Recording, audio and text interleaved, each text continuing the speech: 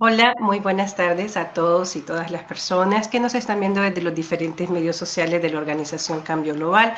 Hoy nuevamente convocados en lo que es el espacio sociológico de la organización Cambio Global, en donde cada día o cada semana estamos llevando una especificidad, esto de la necesidad de potencializar, reivindicar lo que es la carrera de la sociología y a su vez entender en qué aspectos se está funcionando, aplicado esto desde lo laboral, desde el comportamiento social, desde el comportamiento político, cultural, ¿no? Esas dimensiones que la sociología nos permite indagar en ese estudio tan amplio, ¿no? Y profundo.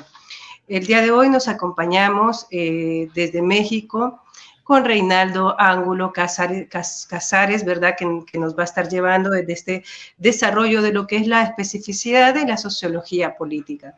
Así es que en un momento voy a estar dando un poco de su semblanza curricular para que ustedes pues puedan tener una idea de cuál es su campo de trabajo, de estudio en cuanto a lo que es no solo la rama sociológica, ¿no? Ya vamos a ir viendo un poquito de lo que él se ha ido pues empapando a medida que se ha ido formando. Sin más, bienvenido Reinaldo Ángulo, es un placer tenerte por aquí. Gracias por venir a dar tu expertise. Vamos a presentar un poco de tu semblanza para que los invitados puedan tener la idea, como lo dije, de vos, de tu área de formación. Y bueno, es que sos profesor también en el Instituto de Investigaciones Sociales, sos investigador y profesor en el Instituto de Investigaciones Sociales de la Universidad Autónoma de Baja California. También es sociólogo, ¿verdad, Reinaldo, de formación y cuenta con una maestría en trabajo social por la UANL y un doctorado en ciencias sociales con énfasis en teorías y análisis de asuntos públicos por el Colegio de Sonora. Y sus líneas de investigación son los problemas sociales, el análisis del proceso de las políticas públicas en contexto de la frontera norte de México. Ha publicado en revistas sobre el análisis institucional de políticas educativas y organismos de la sociedad civil. Su última publicación es el artículo titulado Análisis institucional de la teoría de cambio de la reforma educativa del Pacto por México, la búsqueda de la calidad educativa en el próximo número de la revista Gestión y Política publicado por el CIDE. Y bien, esto sería una breve esbozo de lo que es la amplia semblanza curricular de nuestro querido invitado al día de hoy. Sin más, un placer, mi querido Reinaldo, tenerte en este espacio sociológico para seguir lo que es el análisis de la carrera como tal, ¿no? Así que te cedo el espacio adelante. Bienvenido nuevamente. Sí, gracias, Suhan. Es un placer estar aquí. La verdad, lo miro con mucho optimismo estos espacios. Efectivamente, yo soy sociólogo de formación y bueno, tuve algunos posgrados en ciencias sociales. Y bueno, me interesa mucho, siempre me ha interesado el estudio de los fenómenos políticos o sociopolíticos, ¿no? Ya en el doctorado ya me concentré en la política pública y actualmente, pues básicamente lo que yo hago es estudiar los problemas fronterizos, ¿no? Entre México y Estados Unidos, en particular en un fenómeno que se le llama autos irregulares aquí en la frontera. Es un gusto estar aquí contigo y ojalá que pueda contribuir a la discusión contigo, esperando que tú guíes la conversación. Bueno, muchísimas gracias. Siendo así, me gustaría hacerte una primera pregunta para ir ya desarrollando, desentrañando, ¿no? El tema que nos convoca. ¿Qué es en sí la sociología política? Esto que nos tiene aquí reunidos, mi querido Reinaldo, adelante. Sí, claro, sí, la pregunta, inmediatamente me remite a mí a esta discusión, ¿no? De que cómo poder diferenciar la ciencia política de la sociología política, ¿no? Bueno, la ciencia política pues estudia obviamente el Estado y en cierta forma, ¿no? El acceso y ejercicio del poder.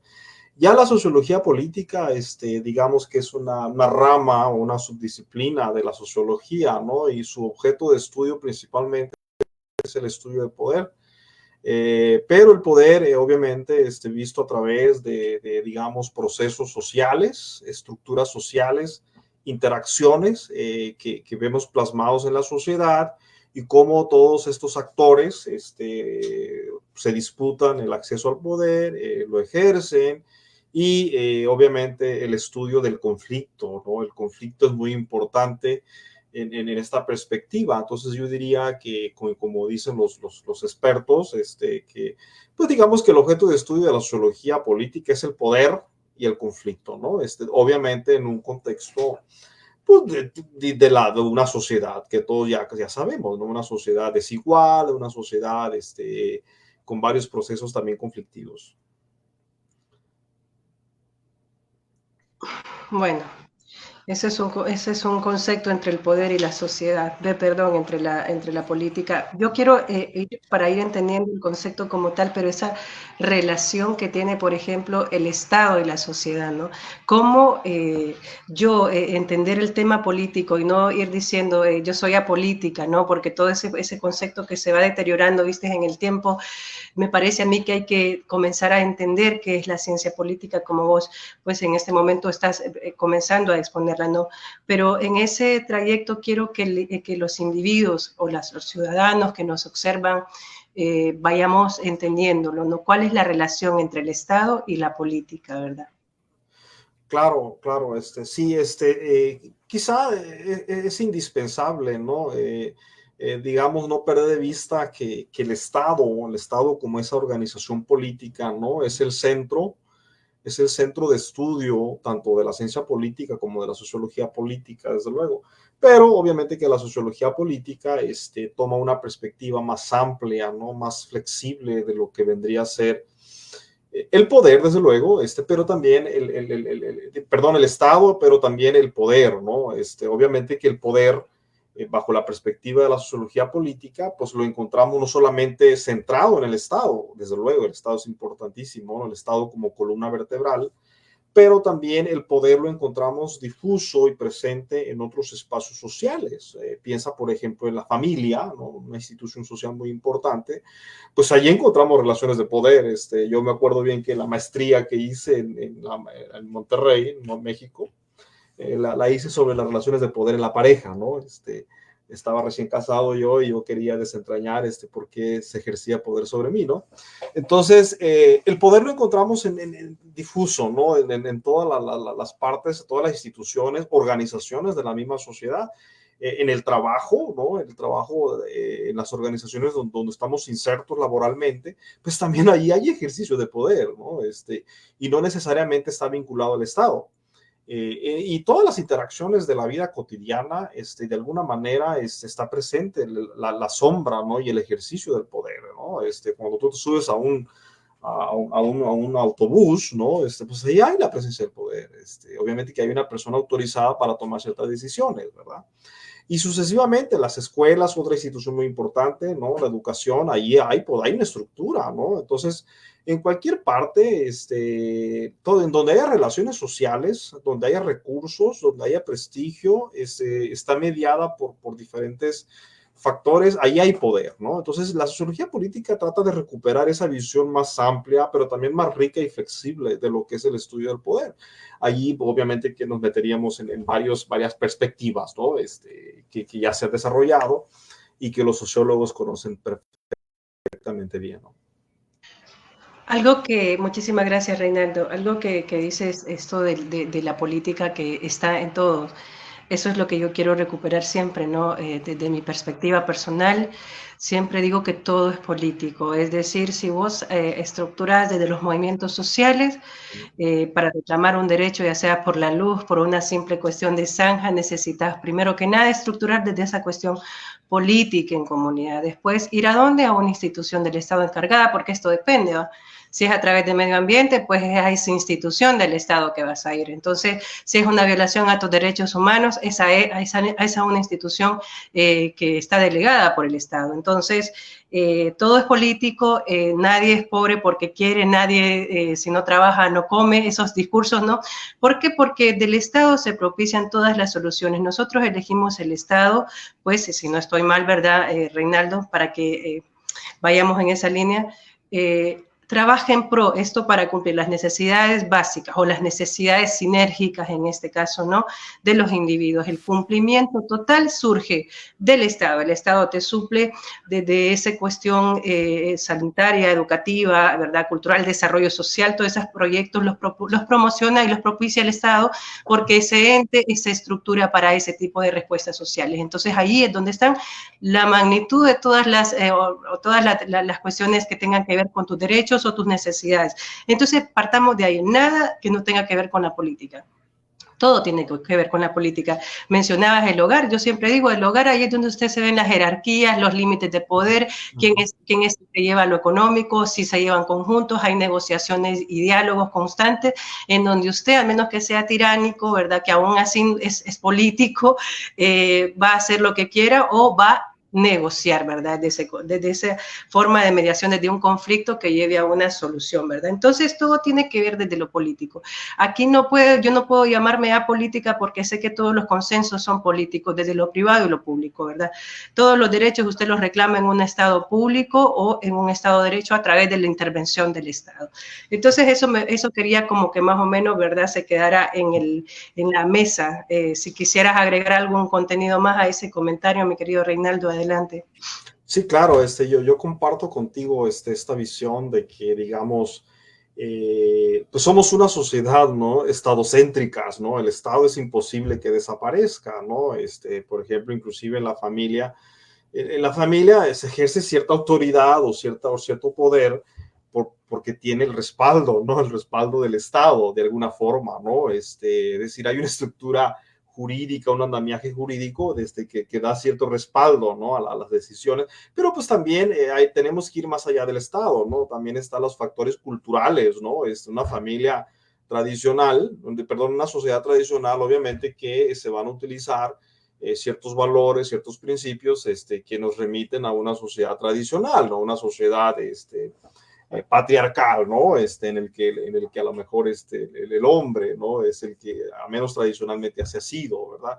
Entonces hay muchos factores, están factores culturales, como te digo, factores ideológicos, entre otros más, ¿no? Es decir, la perspectiva de lo político y aquí a lo mejor tenemos que tener presente, decir, el concepto mismo de poder, ¿no? Digo, si la sociología política estudia el poder, tenemos que definir o tener una definición de lo que es el poder. Y aquí automáticamente me remite a mí a esta definición de Max Weber, ¿no? Uno de los fundadores de la sociología política, ¿no?, que él define y hace un rico análisis ahí, un ensayo muy clásico que ha permanecido, ¿no? Esta distinción a lo mejor que él hace entre el poder y autoridad, ¿no? El poder para él es la capacidad que tiene alguien, un ente, por modificar o la conducta o el comportamiento de alguien aún en contra de su voluntad, ¿no? Entonces aquí hay varios elementos coercitivos de esta definición del poder. Muy diferente, decía Weber, de lo que sería la autoridad. Aquí la autoridad es más o menos lo mismo, excepto que aquí entra el factor de legitimidad, ¿no? Para él, la autoridad va acompañada de una, digamos, aquiescencia, ¿no?, de una aceptación, y aquí entran factores ideológicos, factores culturales, ¿no? Cuando hay autoridad, cuando yo te reconozco a ti, esa capacidad, esa prerrogativa para emitir, ¿no?, directrices, para emitir órdenes, ¿no? Entonces, aquí hay una distinción muy rica, ¿no?, entre lo que es el poder, que puede ser algo muy, digamos, tiene esta dimensión muy ruda, ¿no?, de lograr tu comportamiento, quieras o no quieras, ¿no? Aquí hay un elemento coercitivo bajo esta concepción weberiana versus esta concepción, digamos, de autoridad, donde ya hay un proceso de legitimidad, un proceso de ideológico, etc. Entonces, esta concepción hay que tenerla presente en esta discusión, ¿no?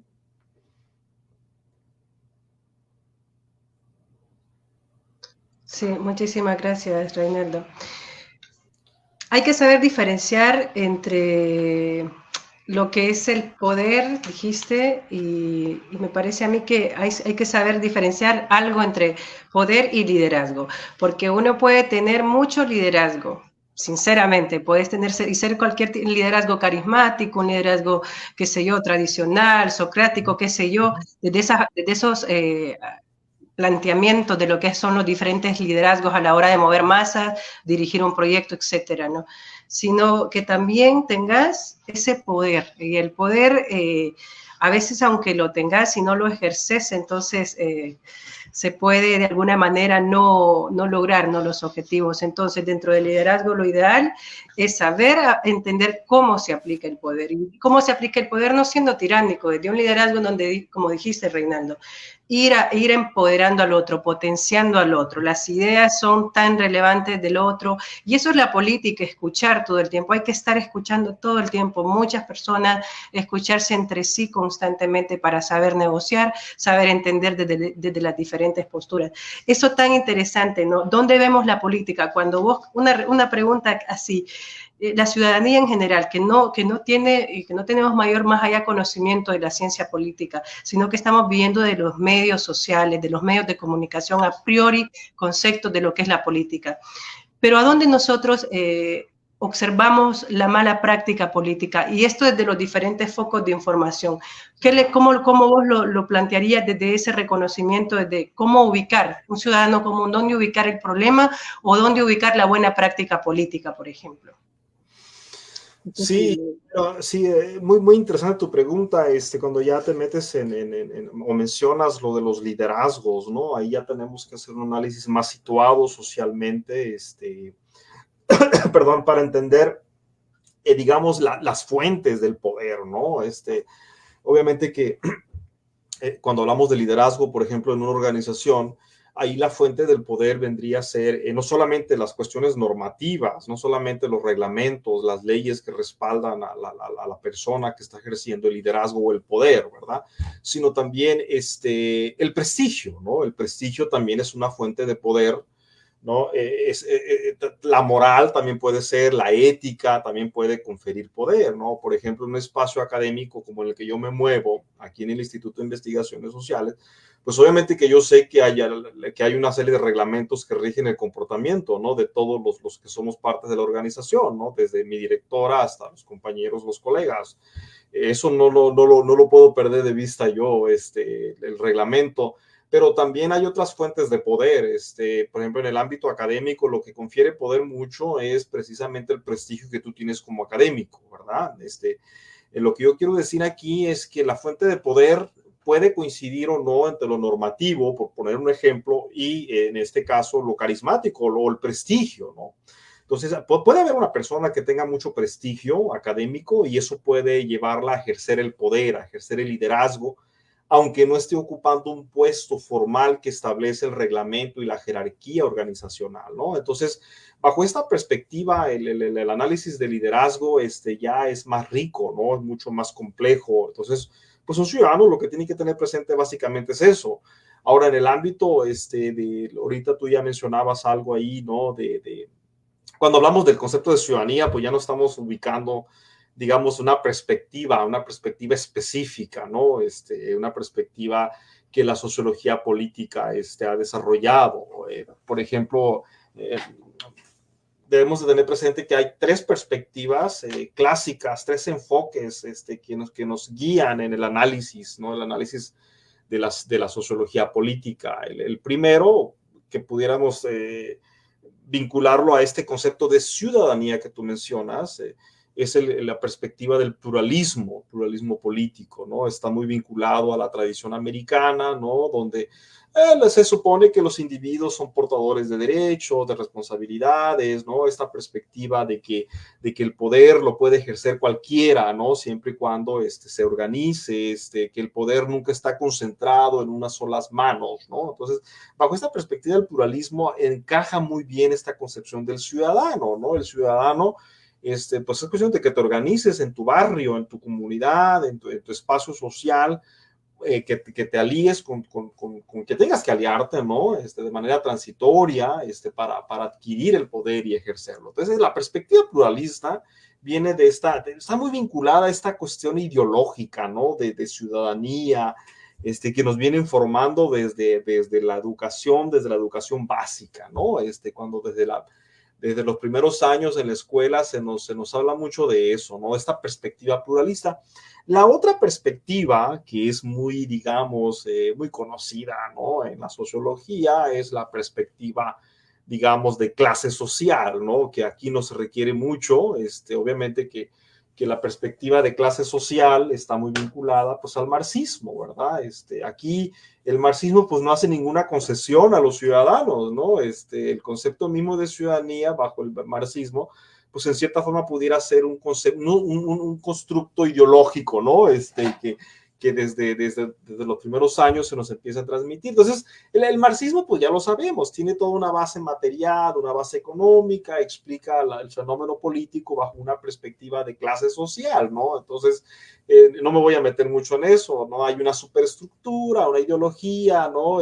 Que la ideología responde más o menos a los intereses de las clases dominantes, etcétera, ¿no? Esa es la segunda perspectiva. La tercera perspectiva, ¿no? Quizá que es lo que pudiéramos llamar la perspectiva elitista, ¿no? Entonces, la perspectiva elitista, allí se explica el poder de otra manera, ¿no?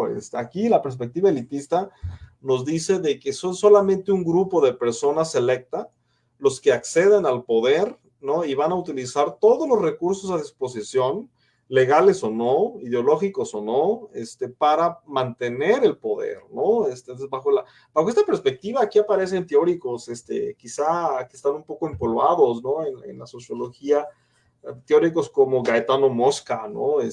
Wilfrido Pareto, Robert Michels, inclusive Wright Mills, ¿no? Entonces, bajo esta perspectiva de las élites, el poder es otra cosa, ¿no? El poder aquí, por ejemplo, Mosca habla de que, si no me equivoco, Pareto, ¿no? Divide a las personas en los que buscan el poder entre leones, ¿no? Un poco inspirándose en Maquiavelo, entre leones y zorros.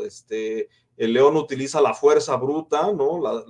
El dominio, la coerción, ¿no? Para ejercer el poder, y los zorros, utilizan la astucia, ¿no? La argucia, Gaetano Mosca habla de la fórmula política, que esto es ese conjunto ideológico que ponen a su disposición para mantener el poder, ¿no? Robert Michels habla de otro concepto muy interesante, ¿no? En la sociología política, que no hay que perderlo de vista, es decir, este concepto, ¿no? De la ley de hierro de la oligarquía, ¿no? Aquí básicamente lo que dice es que una élite va a utilizar todos los recursos a disposición para acceder al poder y también para mantenerlo, ¿no? Y dice Mosca, que estas élites tienen una ventaja, ¿no? Una ventaja siempre sobre lo que él llama en ese entonces, que son las masas, ¿no? Que es el conjunto de personas. Entonces, las élites, dice, tienen una ventaja que es la organización, ¿no? Es decir, siempre van a tener a su ventaja la capacidad organizativa, van a controlar los recursos, ¿no? Del Estado, como tú lo mencionas, pero también de las organizaciones, ¿no? Entonces, es muy común encontrar eso en América Latina, ¿no? Al menos en las últimas décadas, como las élites, una vez que acceden al poder, hacen todo lo posible por mantener ese poder, esa distinción entre masas, ¿no? Y las élites. Entonces, está muy rico el análisis. Entonces yo veo esas tres perspectivas clásicas. Estamos hablando de las perspectivas clásicas tradicionales, ¿no? Que es indispensable que toda persona que se esté formando, pues las conozca, ¿no? Que sepa en qué consiste, cómo se explica el poder, ¿no? Que es el objeto, digamos, de estudio de la sociología política. Entonces yo sí llevaría por ahí la discusión, ¿no? Obviamente que hay otras perspectivas más contemporáneas, ¿no? Pero bueno, así te lo planteo yo. Entonces, esos constructos analíticos nos pueden guiar para tener una discusión mucho más rica.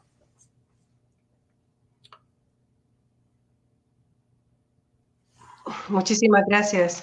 Sí, bueno, de hecho esa es la idea, ¿no? Ir desentrañando desde diferentes perspectivas, las que vayamos manejando, ¿no? Esto es para ir aprendiendo sobre sociología. Aquí vamos todos que nos llevan estos espacios justamente para que vayamos eso, reconociendo hoy eso tan interesante que nos deja el doctor Reinaldo, ¿no? Y es esas tres perspectivas, la pluralista, la clase social, bueno, y también la elitista, eso para mantenerlo desde ese conocimiento, ¿verdad? Desde lo político y el poder. Así es que muchísimas gracias, me parece muy bueno. Además, estas perspectivas requieren un poco más de profundidad, ¿verdad? El espacio es para ahondar en el concepto, entonces nosotros vamos a ir, esto se va a ir prestando, Reinaldo, para que vayamos más adelante justamente haciendo otra forma de desentrañar estos aspectos que tiene internamente la especificidad del estudio de la sociología política, ¿verdad? Así Claro. que eso sí de importancia que nos dejas. Hay otra cosa que me parece importante sobre el tema de lo político que también requiere el tema de lo astuto, ¿no? De ser astuto, está el que león que te rompe todo, que te tiranía todo, ¿no? Que te dice hagámoslo así, así va a ser, no te lo va consultando.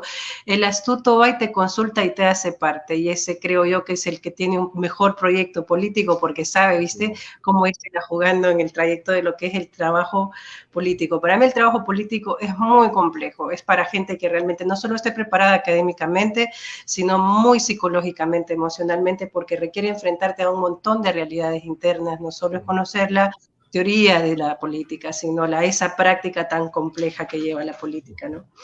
Me gustaría una pregunta, yo te voy haciendo preguntas así para ir viendo cómo se va desarrollando fuera del concepto, no dentro del concepto, pero ahondando un poquito. ¿Cómo realmente, vaya, desde los movimientos sociales, entender los movimientos sociales, la gente que no entiende en sí de mucho de sociología y de política, pero sí está entendiendo desde que sí se estructura desde los grupos o colectivos, ponerles políticos, de los diferentes movimientos sociales?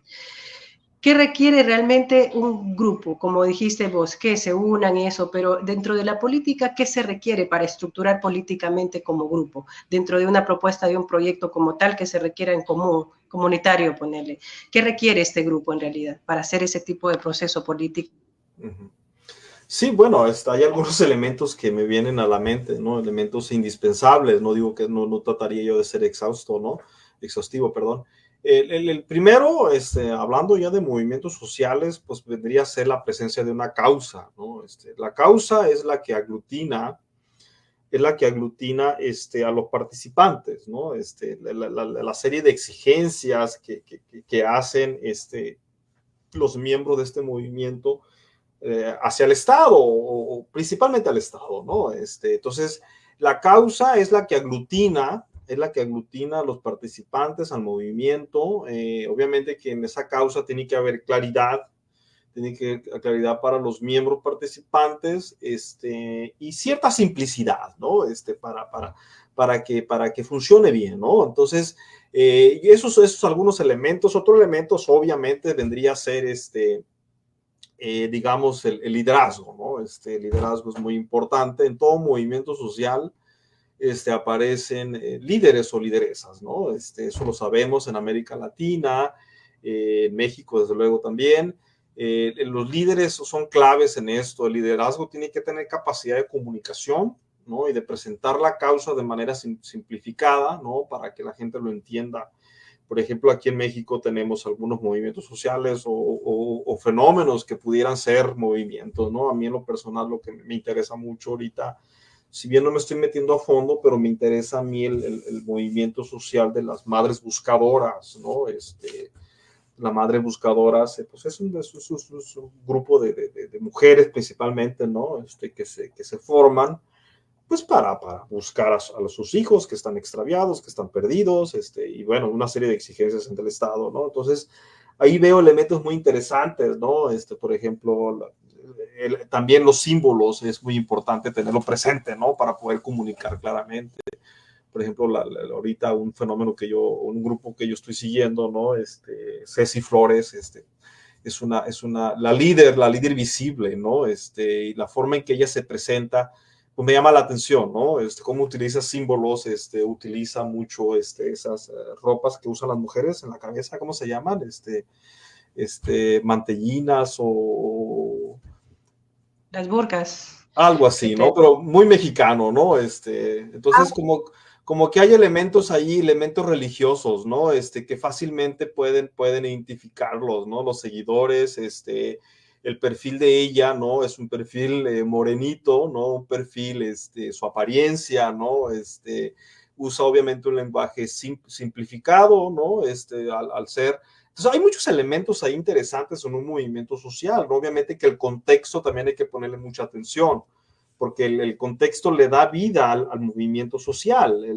Una vez que el contexto desaparece y la causa se modifica, el movimiento puede perder fuerza, puede perder tracción, ¿no? Entonces hay que ponerle mucha atención, yo pienso, al contexto, que el contexto puede ser rico, ya hay que ser específico a lo mejor de cada movimiento, ¿no? Pero el contexto institucional es muy importante, y por institución yo quiero decir aquellos espacios que le pueden dar vida, le pueden dar resonancia, le pueden dar mayor magnitud a la voz, ¿no? de los protagonistas, ¿no? Entonces, el contexto político, el contexto institucional, el contexto jurídico y toda una serie de elementos del contexto es muy importante ponerle atención. Entonces, yo pondría otro elemento que sería eso, ¿no? Aparte de los símbolos, el liderazgo, las causas, ¿no?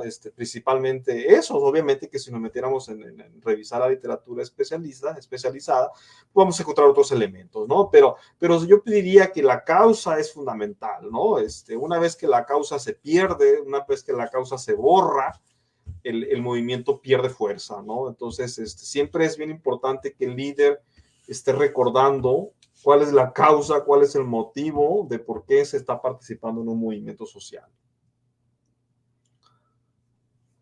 Varios puntos de las recomendaciones que me parece a mí, las causas, ¿verdad? Como fundamento importante dentro de una necesidad del grupo, el objetivo bastante claro, también tener mucha practicidad, ¿no? Dentro de todo el proceso, hay que ser simple, dijiste, entonces no ser tan cargado dentro de un proceso, es decir, ir haciendo lo que realmente podemos ir abarcando, ¿no? Que en la política a veces se tiende a querer abarcar un montón y no se concentra, entonces ahí se falla algo que se llama el mantener un proyecto político y que no sea solo contexto o de coyuntura, ¿verdad? Cuando hablamos de proyecto político es que queremos que esto camine en todo contexto, en todo momento histórico, ¿no? Entonces, el saberse organizar, el saber también implementar desde las necesidades colectivas, donde la otredad importe, pues, porque realmente hemos visto que los proyectos políticos y los movimientos sociales se desestructuran rápido o se fragmentan rápido porque no hay una clara visión, porque no hay prioridades entre las necesidades del colectivo, ¿verdad? Entonces se pone el figurar yo, el yo y el yo, y entonces se cae todo eso por cuestiones de ego, pues por cuestiones que realmente sí se podrían trabajar y abordar desde un lado, que se trabaje desde, que me importa el bien común, o sea, la necesidad común es lo que a mí me importa. Que yo después trabaje con otros intereses políticos personales, lo puedo hacer, pero dentro de lo político es importante saberse mantener en el trayecto, ¿no? También implementar un poco de política ética, ¿no? Un poco de ética de la política es importante. Yo No sé si querés... sí, Sí. quisiera agregar también allí algunos elementos, a lo mejor refinar un poco lo que tú mencionas ahorita que hablabas de liderazgo, ¿no? Es decir, el líder siempre, y aquí evoco yo el concepto de carisma de Weber, ¿no? La autoridad carismática, ¿no? Decía Weber que el líder carismático es carismático en la medida en que los seguidores así lo ven, ¿no? Es decir, a lo mejor alguien desde afuera del movimiento puede tener otra opinión, puede decir, esa persona no es carismática para mí, ¿no? No tiene las cualidades, los requisitos para ser un líder, ¿no? Pero dice Max Weber, aquí lo importante es la relación líder y seguidores, ¿no? Lo que importa es que los seguidores así lo vean y así es, ¿no? Yo, por ejemplo, hablando a lo mejor de mi contexto, en el contexto político nacional, pues yo pudiera decir que la presidenta mexicana pues no tiene liderazgo, no tiene carisma, ¿no? Desde mi perspectiva, pero si yo le pregunto a un seguidor de ella, puede tener otra opinión, ¿no? Puede decir, no, claro que sí tiene liderazgo, ¿no? Entonces, el presidente anterior, ¿no? Andrés Manuel López Obrador, que también allí es quizás un ejemplo más claro, ¿no? Yo puedo tener una opinión diferente, ¿no? Pero si los seguidores así lo ven, así es, ¿no? Entonces, no hay que perder de vista esa, ¿no? Cuando hacemos ese análisis de liderazgo, de movimiento social, hay que tener presente mucho la relación líder-seguidores, ¿no? Esa es la parte importante. Otra parte que yo quisiera puntualizar, también para que el movimiento se sostenga, el líder tiene que mantener un equilibrio, yo siento, un equilibrio muy importante entre los seguidores y la sociedad más amplia, ¿no? Es decir, el líder siempre tiene que estar apelando a la sociedad en general, ¿no? ¿Por qué? Porque de ahí recibe el apoyo. Entonces, el líder tiene que tener la capacidad por usar un lenguaje, por usar códigos, por usar símbolos, que la sociedad lo comprende y lo acepta, ¿no? Porque si la sociedad lo empieza a rechazar, ese movimiento también se va a debilitar, ¿no? Entonces, sí, el líder se está moviendo siempre en dos aguas, ¿no? El agua de los seguidores, pero también el agua de la sociedad más en general, ¿no? Entonces, se requiere mucha astucia, mucha inteligencia para poder moverse en esos dos espacios. Entonces, el liderazgo siempre se da en un contexto social y no puede prescindir de él, ¿no? Entonces, aquí y también hay que tener presente otros elementos, ¿no? Aparte del liderazgo, el carisma, la distinción que hace Weber, ¿no? De lo tradicional y lo legal, ¿no? Pero bueno, eso ya es otra historia. Pero yo sí quería enfatizar eso, ¿no? La relación el líder, seguidores y el contexto de la sociedad que está comunicándose constantemente con el liderazgo. Bueno, interesante. Bueno, un diálogo que nos permitió entrar un poco en lo que es el concepto de sociología política. Obviamente, al entrar en él, nos damos cuenta que es muy rico el aprendizaje o el análisis que podemos ir haciendo, desentrañar un poco más, ¿verdad? Van surgiendo ahí diferentes posiciones de lo que es, y más lo político. Lo político tiene demasiado de qué andarse, desandarse y andarse, ¿no? Y bueno, para ir cerrando con el doctor Reinaldo, voy a hacer un breve resumen de lo que vimos de hoy de sociología política para que nos quede ahí sonando, ¿verdad?, en lo que es el aprendizaje del área, ¿verdad? Y bueno, la sociología política, ya vimos que es una disciplina que estudia la relación entre lo que es la sociedad y la política, se analizan las estructuras sociales y las instituciones políticas y los procesos de poder que interactúan y se influyen mutuamente, ¿no? La sociología política se enfoca en entender cómo la sociedad y la política se relacionan en términos de lo que es el poder y la autoridad, la distribución de los recursos y riquezas, la identidad y pertenencia, conflicto y, por supuesto, el cambio social, las instituciones públicas y su impacto en la sociedad. Entre los temas que se abordan dentro de la sociología política se encuentran la relación entre el Estado y sociedad, el papel de los partidos políticos y los movimientos sociales, ¿verdad? También otro tema dentro de la sociología política es la política de género, la raza y la etnia, la globalización y su impacto en la política nacional, la democracia y la participación ciudadana, la corrupción, la transparencia en la política y también el cambio social y su evolución. Tiene diferentes métodos y teorías, ¿verdad? Eso es tiene una amplia participación, lo que es el estudio de la sociología política, la ciencia política en sí, tiene su complejidad y este breve espacio, pues, es solo el inicio, ¿verdad?, de podernos ir explicando sobre lo que es la ciencia política. Sin más, mi querido doctor Reinaldo Ángulos, que nos acompañaste desde México, estás bienvenido nuevamente a tu espacio para que sigamos aportando en lo que son las herramientas de lo que es la transformación social de este bello planeta que nos acompañamos hoy, ¿verdad? Te dejo el espacio para que nos cierres con algunas palabras lo que es este tema, ¿verdad? Adelante. Sí, gracias, Sujan. Sí, claro, la sociología política es, para mí, de mi forma de ver, es una disciplina, pues muy importante, ¿no? Una rama de la sociología fundamental. Hay que entender que los enfoques van cambiando con el tiempo, ¿no? Obviamente esos tres enfoques que yo mencionaba son los clásicos, ¿no? Que todo estudioso de la sociología política debe manejar, pero hay otros enfoques, ¿no? Más recientes, más contemporáneos, ¿no? Y cuando hacemos el análisis, o los que pretendemos hacer el análisis, tenemos que tener presente esta evolución, ¿no? En los mismos aparatos teóricos, metodológicos, ¿no? Por ejemplo, yo trabajo mucho con las instituciones, ¿no? Es un enfoque más reciente, el enfoque institucionalista, el enfoque de la elección racional, ¿no? Que no lo mencionamos mucho aquí. Está también las perspectivas postmodernas, ¿no? Que se inspiran mucho en Michael Foucault, esta idea de la vigilancia, de la observación y todo ello, ¿no? Entonces, yo trato de eso, de tratar de buscar, dialogar constantemente con la academia, ¿no? Para ver cuáles son estos enfoques frescos, estos conceptos novedosos que se están proponiendo, para tratar de estar actualizado en el análisis, ¿no? Obviamente que todos lo intentamos, a lo mejor lo logramos, a lo mejor no, ¿verdad? Pero lo importante es esa actitud que debemos de tener de una actualización constante de nuestros enfoques, no quedarnos anclados en perspectivas que ya a lo mejor son, que al ser clásicas puede pensar que ya están superadas, ¿no? Siempre hay que estar constantemente dialogando para ver cuáles son los avances más ricos, ¿no? Y quizá a lo mejor yo para cerrar, a reserva de que tú tengas otro cuestionamiento, yo recuperaría mucho el uso de las metáforas, ¿no? O tener presente que la metáfora se utiliza muchísimo para hacer análisis de la sociología política, ¿no? Siempre estamos acudiendo a ellas, ¿no? Por ejemplo, Carlos Marx, ¿no? Cuando hablaba de estructura e infraestructura, pues a lo mejor tenía la idea esta de la metáfora como edificio, ¿verdad?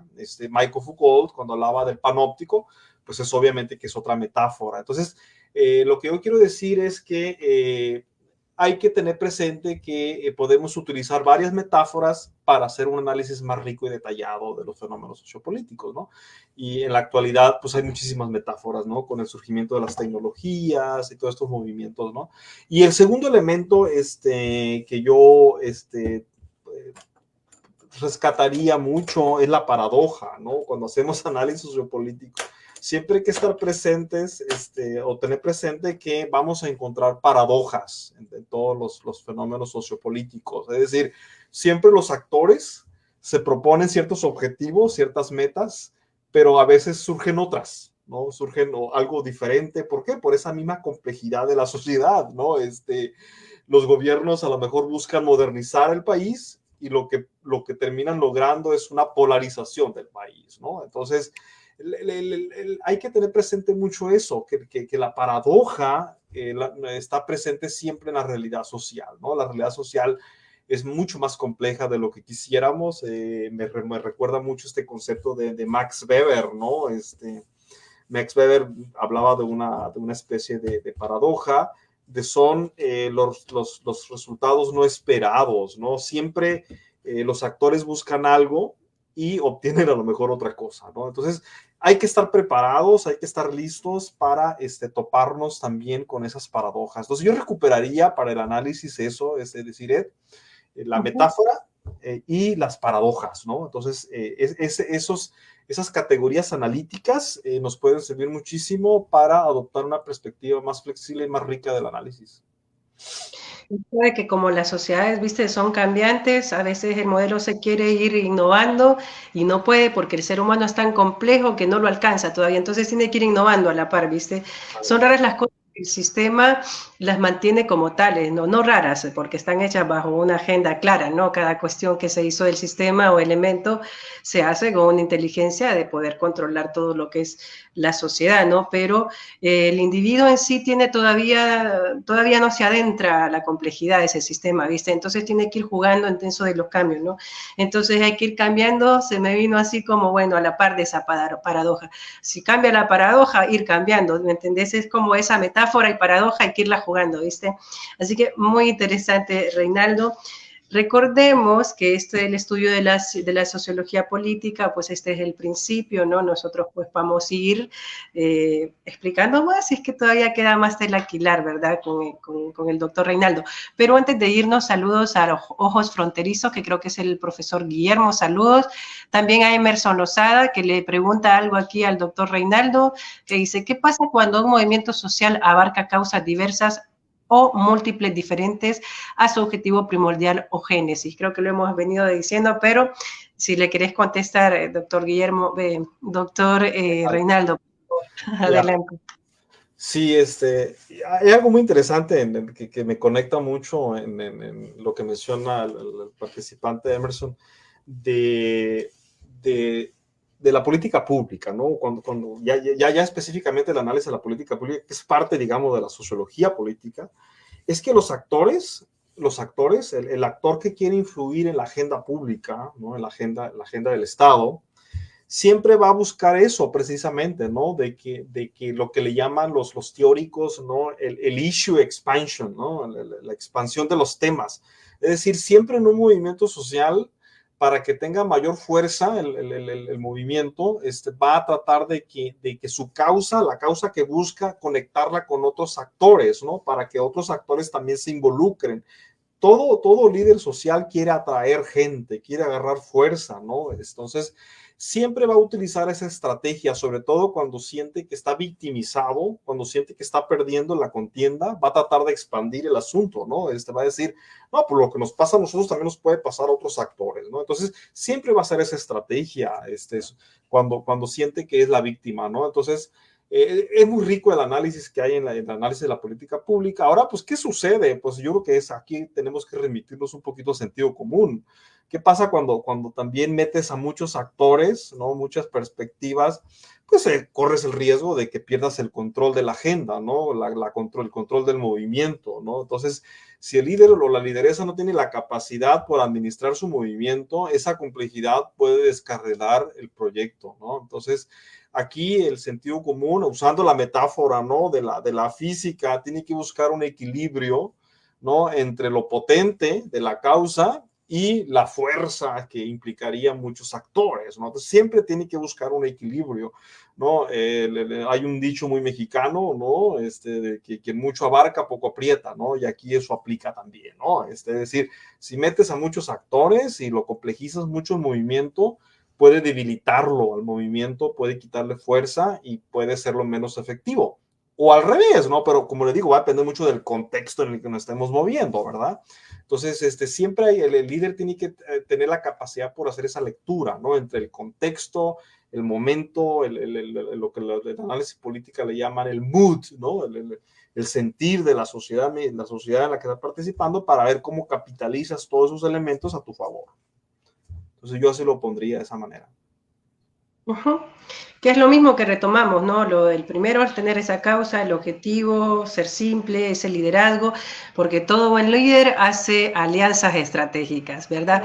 El que quiere llegar lejos va y conecta como un tentáculo, ¿no? Diferentes, así como el poder que se tentaculizó por todos laditos, así es la política, eso es la política. Usted tiene que hacer contacto con medio mundo si quiere que su causa avance, antes de llevarla, pero por supuesto también llevarla a una institución escrita por escrita y firmada con las personas que pues le van a participar, ¿no? En ese proyecto. Entonces, hacer política no es solo sonreír o no, también requiere estrategia, requiere un método preciso, esa claridad hacia dónde voy con mi proceso político, cuáles son los papeles que quiero ocupar dentro de la política, o solo quiero estar dentro del otro lado haciendo un análisis constante de la realidad, o quiero estar de frente al poder en un puesto, ¿verdad?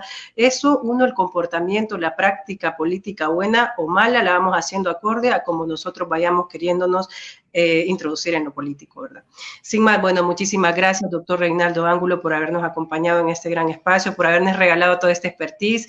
La verdad que mucho aprendizaje personalmente, mucha retroalimentación también de esta bonita área de sociología, ¿verdad? Así que nada, el próximo programa, ojalá lo tengamos por acá para hablar de esas, ya introducirnos en un estudio más profundo de la sociología política, ¿verdad? Sin más, bueno, no sé si quiere agregar algo. No, gracias, Desiree. Es un gusto, me entusiasma mucho estos espacios que tú estás impulsando, de carácter, digamos, internacional. Siempre hay que hacer algo, ¿no? Hay que asumir ese liderazgo como lo estás haciendo, y siempre será un gusto participar en diferentes roles, ¿no? Ya sea como ponente o como audiencia. Para mí es un gusto, y sí, muchas gracias por todo, por la oportunidad, y mi apellido Angulo, no Ángulo. Tengo problemas de pronunciación. Ángulo, ok, listo. Perdón, Reinaldo. Bueno, un placer. Y espero tenerte pronto, como dijiste, en los próximos momentos que tengamos en el espacio sociológico, y no solo en el espacio sociológico, porque además la organización Cambio Global llevamos foros, conferencias desde otros lados, desde la dimensión ambiental, ¿verdad? Que está muy importante. importante, tenemos la dimensión social, la dimensión política, entonces nosotros vamos trabajando aquí en diferentes abordajes para poder ir implementando pues esos conocimientos que ahorita se requieren en este caos global, que todos pues estamos a la expectativa que está pasando, sobre todo con el poder político a nivel mundial, ¿no? Hay un montón de cuestiones, conflictos bélicos que se están despertando hoy, es un día importante en el mundo, si estamos viendo noticias a nivel internacional que también están siendo un poco coartadas, ¿verdad?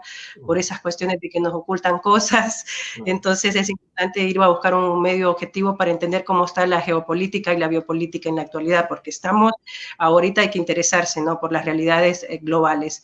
Sin más, bueno, les invito a seguir viendo este espacio sociológico. En la próxima edición tenemos la sociología del arte, ¿verdad? Así que los invitamos a este espacio del 1 de noviembre. Muchísimas gracias por habernos acompañado. No se olviden de seguirnos en los diferentes medios sociales para seguir impulsando lo que es la divulgación del conocimiento científico social. Sin más, muchísimas gracias a todos y hasta la próxima. Hasta la próxima.